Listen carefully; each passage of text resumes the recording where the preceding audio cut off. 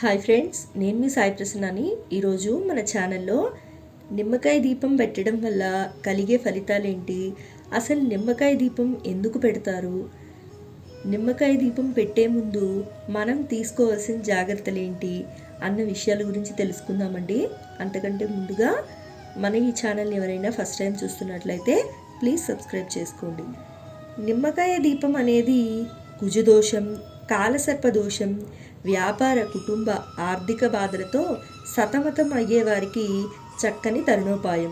ఈ నిమ్మకాయ దీపారాధన వల్ల శక్తి స్వరూపిణైన అమ్మవారు అనుగ్రహించి ఈతి బాధలను తొలగిస్తుంది. నిమ్మకాయలంటే శక్తి స్వరూపిణి పార్వతీదేవికి చాలా ఇష్టం. నిమ్మకాయలతో చేసిన దండను పార్వతీదేవికి గ్రామదేవతలైన మైసమ్మ, ఎల్లమ్మ, పోచమ్మ, మారెమ్మ, పెద్దమ్మ మొదలైన శక్తిదేవి అవతారాలకు మాత్రమే వేస్తారు. గ్రామదేవతల దేవాలయాల్లో ఈ నిమ్మకాయల దీపం వెలిగించాలి.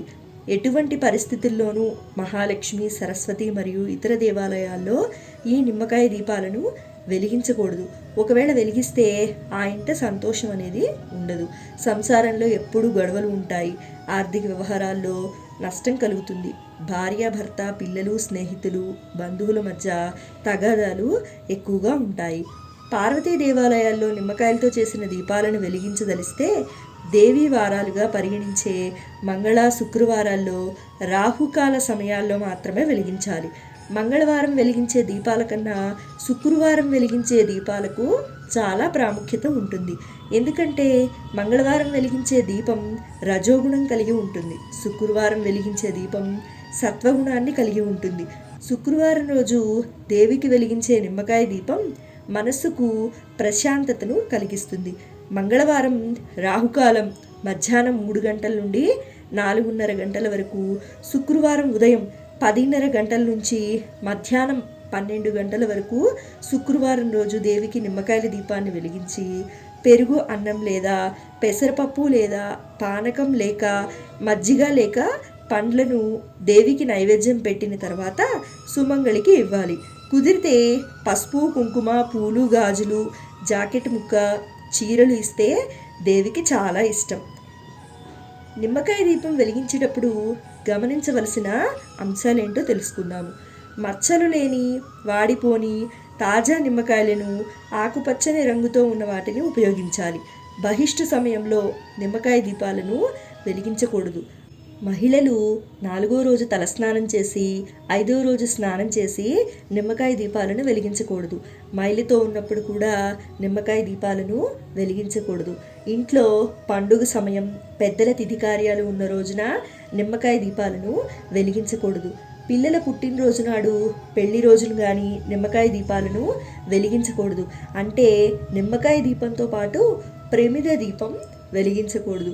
వేరే ఊరు వెళ్ళినప్పుడు మిత్రుల మరియు బంధువుల ఇంట్లో నిమ్మకాయ దీపాలను వెలిగించకూడదు. ఆడపిల్లలు అక్క చెల్లెళ్ళ ఇంటికి లేదా పుట్టింటికి వెళ్ళినప్పుడు నిమ్మకాయ దీపాలను వెలిగించకూడదు.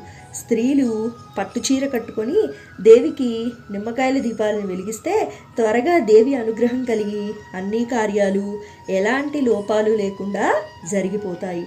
చీర ఎరుపు, పసుపు రంగు కలిగినవి వాడితే మరీ మంచిది.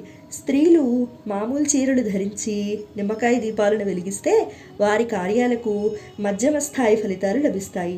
పొరపాటును కూడా గంజి వేసిన బట్టలను ధరించి పూజలు చేయరాదు. ఆధునిక వస్త్రధారణతో నిమ్మకాయ దీపాలు వెలిగిస్తే ఫలితం లభించదు.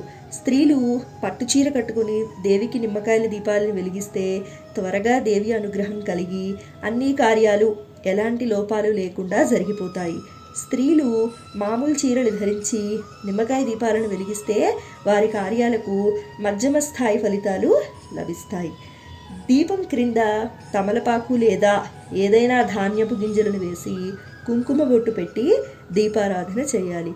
నిమ్మకాయ దీపం వెలిగించిన తర్వాత మైసాక్షి, లోవాన్, సాంబ్రాణి, పొగధూపం తప్పక వేయాలి. పూజకు ఎర్రని పూలనే ఉపయోగించాలి. బెల్లంతో చేసిన పరవాన్నం నైవేద్యం పెట్టాలి.